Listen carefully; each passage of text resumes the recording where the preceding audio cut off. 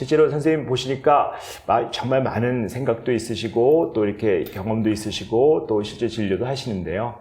정작 선생님의 스트레스는 되게 많으실 것 같아요. 진짜 해야 될 일도 많고 이런 것들이 되게 많은데 사실은 본인의 어떤 스트레스 관리 또 어떤 정신건강의 유지 이런 것들은 어떤 방법으로 하고 계신지 그것들이 궁금합니다. 저도 조금 나이가 드니까 제가 할 수 있는 것보다 해야 된다고 생각하는 일의 양이 더 많아지고, 그러면서 이제 제가 의식하지도 않았는데 제가 많은 스트레스를 받고 있다는 거를 이제 어느 순간 알게 되고, 그러면서 이제 몸이 아프더라고요. 그래서 검사를 해보면 이제 딱히 병이 있는 것은 아닌데 여기저기 이제 몸에 신호가 오는 걸로 봐서 저도 이제 스트레스 상태에 있는 것은 분명한 것 같고요. 그래서 한 5, 6년쯤 된 것 같은데 이제 좀 계기가 있어가지고 그 명상법을 좀 배웠고요. 그래서 아침에 일어나자마자 이제 아무리 짧은 시간이라도 그 명상의 시간을 좀 가지려고 합니다. 네. 그래서 주로 이제 알아차림 명상인데 이제 호흡 알아차림을 하고요. 시간이 조금 되면 이제 걷기 명상도 좀 하고요. 그 다음에 이제 출근을 이제 가능하면 걸어서 이제 하려고 하는데요. 그 걸으면서 이제 자연을 좀 많이 접하려고 합니다. 그 꽃이나 나무도 보고, 하늘도 보고, 바람도 느끼고, 새소리도 듣고, 또 흙에 닿는 그 감촉 이런 것도 느끼고, 그런 것들이 저의 마음에 여유를 많이 주는 것 같고, 제 흥분되고 긴장된 어떤 신경을 이렇게 좀 많이 가라앉혀 준다는 느낌이 많이 들고요. 다행히 저희 대학에 이제 숲속에 이제 둘레길이 조성이 되어 있는데 그 출근길을 이제 글로 택하면서 제가 많이 도움을 받는 것 같고요. 이제 제 개인적으로 이제 그렇게 하는데, 또 하나 제가 큰 위안을 받는 것은 제 이제 친구들하고 큰 목적 없이 노닥거리는 건데요. 그래서 제 이제 대학 친구들하고 주기적으로 만나서 그냥 놉니다. 근데 요새는 제 친구 중에 이제 미술 같은 거에 관심을 많이 갖는 친구가 있어서 이것저것 저는 문외한이지만 얘기를 해주는데 재밌더라고요. 예를 들면 한국과 일본의 절에 있는 건축물을 비교한다든지. 그래서 저는 알듯말듯한데 하여튼 신기하고 그런 문화적인 또 예술적인 소양 같은 것들을 친구를 통해서 이렇게 얻게도 되고 또 부담 없이 좀 친밀감도 느끼게 되고 그런 것들이 큰 힘이 되는 것 같습니다. 실제로 그럼 절 탐방 같은 것도 좀 다니시고 그러셨나요? 예. 그래서 한 달쯤 된 것 같은데 운문사하고 부석사하고를 갔다 왔고요. 네. 또 이건 여름쯤에 또 어디 국내에 있는 절을 가보자고 하고, 또 작년에는 그 교토에 있는 이제 교토의 절에 이제 일본 국보들이 많이 있는데 그런 것들을 오픈하는 시기가 있다 하더라고요. 네. 또 그런 시기에 맞춰가지고 거기 가기도 하고 그런 식으로 좀 친구들과 시간들 보내는 게 아주 보람도 있고 재미도 있고 힘이 됩니다. 네, 사실 대학 교수님으로 일을 하시다 보면 정말 바쁘고 특히 의사라는 직업이 상당히 바빠서 어떻게 보면 시간을 쪼개서 막 써야 될 것 같고 시간이 너무 아쉬울 것 같은데 사실은 둘레길로 출근하시고 그다음에 또 철철이 절도 가시고 이런다는 것들이 사실 어떻게 보면 일반적으로 바쁘게 사는 사람들에 의하면 굉장히 시간 낭비처럼 여겨질 수도 있을 것 같은데 그런 또 아침이라도 명상하시고 이런 것들이 교수님 생각에는 정말 그런 것들이 정말 필요한 것인지 그렇게밖에 할 수 없는 것인지 시간이 너무 아깝거든요, 사람들은. 근데 이제 시간이 아까운데요. 제가 갖고 있는 시간은 하루에 24시간입니다. 근데 제 느낌으로는 한 2000시간이 돼도 부족할 것 같아요. 그러니까 시간을 2시간을 제가 절약한다고 해서 제 시간이 절대 뭐 그 정도를 가지고 제가 그럼 26시간이 되면 제 인생이 더 좋아지거나 제가 해야 될 일이 줄어들거나 그럴 것 같지는 않거든요. 그러니까 어쩔 수 없이 제가 할 수 없는 부분은 좀 내려놓고 멈춰야 되는 그런 시간이 틀림없이 필요한 것 같고요. 저는 그냥 개인적으로는 그렇게 멈추는 시간이 없으면 사는 것 자체가 힘들 것 같습니다. 정말 중요한 말씀이신 것 같습니다. 멈추지 않으면 살지 못한다. 그래서 사실 너무 바쁘신 분들한테 정말 꼭 드리고 싶은 말씀일 수 있고요.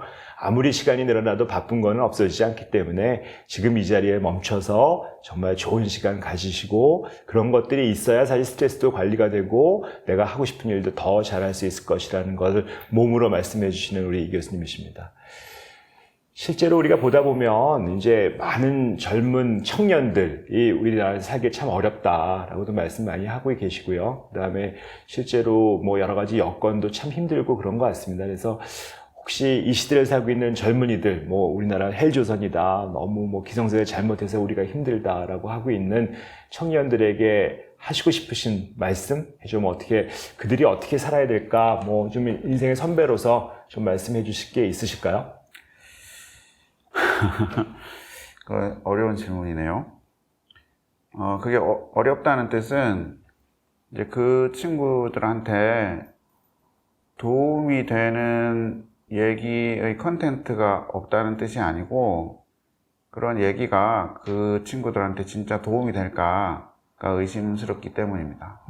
그러니까 기성세대가 지금 젊은 세대한테 과연 충고를 해줄 자격? 아니면 뭐 그렇게 얘기해 줄 수 있는 권리가 있나 하는 생각이 들고요.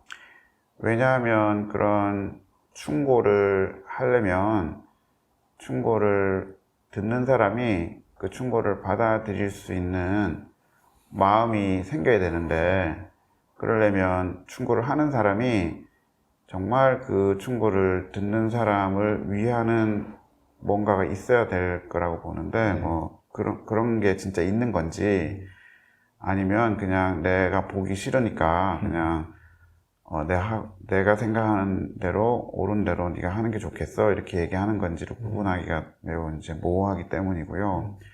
그래서 섣불리 어떤 그 이제 기성세대의 가치관을 그 다음 세대에 강요하는 방식이 되면 즉각적으로 반감만 생기고 오히려 이제 역효과가 날 것 같습니다. 근데 이제 그런 거를 체험한 게 이제 제 개인적인 경험을 잠깐 말씀을 드리면 제가 이제 아들이 둘인데요.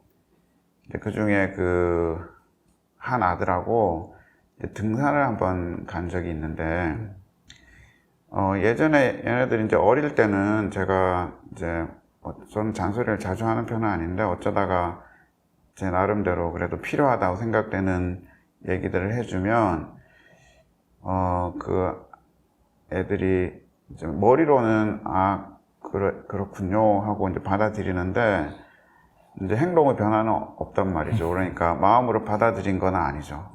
그러니까 더 이상 이제 그 얘기는 할 필요가 없구나 이렇게 이제 느꼈고요.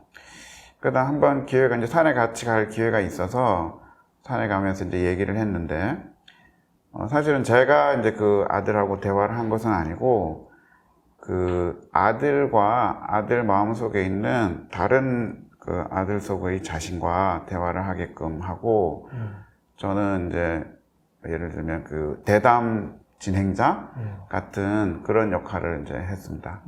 제 아들 이름이 이제 승재인데 그 산을 오르고 있는 그 당시의 승재와 그 승재가 그 당시에 이제 그 어떤 교회 친구들하고 겪었던 어떤 어려움을 겪었던 그 당시의 승재 사이에서 이제 서로 대화를 하게끔 좀 해줬거든요. 그래서 이제 자신 마음속에 있는 또 다른 자신을 좀 볼 수 있는 기회를 마련을 한 건데 그래서 이제 산 오르내리는 한 2시간 동안 이제 저는 계속 사회자 역할만 했고요. 구체적인 내용은 뭐 얘기할 때도 있고 안 할 때도 있고 저도 뭐 물어보지도 않았습니다. 그리고 자기 내면에서 어떤 일이 일어나고 있는지는 본인만 알겠죠. 근데 그 일이 있고 나서 그 다음에 이제 제 아들이 좀 고민이 있거나 힘들 때 이제 그런 것들을 계속 하는 것 같았어요. 그래서 저도 이제 뭐 옛날에 교회에서 힘들어하던 승재 걔 잘 있냐라고 이제 물어보기도 하고 또 다른 뭐 학교에서 어떤 갈등이 있는 그런 승재는 또 잘 있냐 물어보기도 하고 뭐 그런 정도로만 얘기를 하는 것이고요. 근데 그 이후에 걔가 갑자기 공부를 열심히 하더라고요. 그래서 이게 확실히 뭔가 변화가 있구나 하는 생각이 들었고, 그래서 제가 이제 지금 현재 젊은이들한테 혹시라도 이제 얘기를 해준다면 무엇을 어떻게 해라 하는 그 내용에 대해서는 해줄 얘기가 없고, 단지 어떤 식으로든 이런저런 시도를 하면서 많은 경험을 하고 그 경험을 통해서 뭔가를 배우고 그렇게 경험하고 배우는 과정에서 그 과정에 있는 자기 자신과 스스로 좀 대화를 많이 해보면 자신에 대해서 얻거나 깨달음이 많이 생길 것이다. 또 어떻게 보면 재미가 있을 수도 있다. 그런 이제 하나의 뭐 팁이랄까요? 네, 그런 방법을 좀 알려주고 싶습니다. 내 안에 무수한 내가 있고 또 나와 한번 대화를 해보는 그런 방법, 꽤 괜찮은 방법인 것 같습니다. 정말. 그다음에 참 공감이 되고 마음에 와닿던 말씀은 실제로 그 사람 입장에 대해서 그 사람에게 충분히 어떨지 잘 알지 못한다면 충고하지 마라. 뭐 그런 것들이 오히려 갈등을 부를 수 있다라는 것들이 그거예요. 사실은 우리나라에서 요즘 얘기하는 소많은 세대 간 갈등 이런 것들을 풀어낼 수 있는 어떤 해법이 또 그런 것들이 아닐까. 우리가 서로 공감하지 못하는데 그 마음을 충분히 알지 못하는데 그걸 서로 자기 의견이 옳다, 내가 맞다라고 하고 있기 때문에 이런 갈등과 충돌이 일어나지 않는가 하는 그런 말씀을 주신 것 같습니다. 네. 이제 아까 부모하고 자식이 갈등을 빚을 때도 부모가 자신의 마음을 먼저 보는 게 좋겠다. 자신이 받은 상처를 먼저 보는 게 좋겠다고 했던 것과 사실은 같은 맥락이거든요. 근데 이런 걸 전문 용어로는 이제 관점, perspective taking이라고 하는데, 그러니까 내가 내 마음속에 있는 내 자신의 모습을 보는 연습, 이런 것들이 타인과 어떤 적절한 균형 있는 이제 삶을 이제 살기 위해서 꼭 필요한 소양이 아닌가 하는 생각이 들고, 그런 것들이 이제 어른부터 좀 연습이 많이 되고 또 어린 시절부터 그런 것들이 훈련이 된다면 훨씬 더 부드럽게 다른 사람과 어울려서 살 수 있지 않을까 하는 생각이 듭니다. 네. 정말 이렇게 나를 다양하게 보는 관점의 변화라든지 이런 성찰, 깊어지는 말씀 많이 하셨는데, 혹시 젊으셨을 때부터 좀 그러셨어요?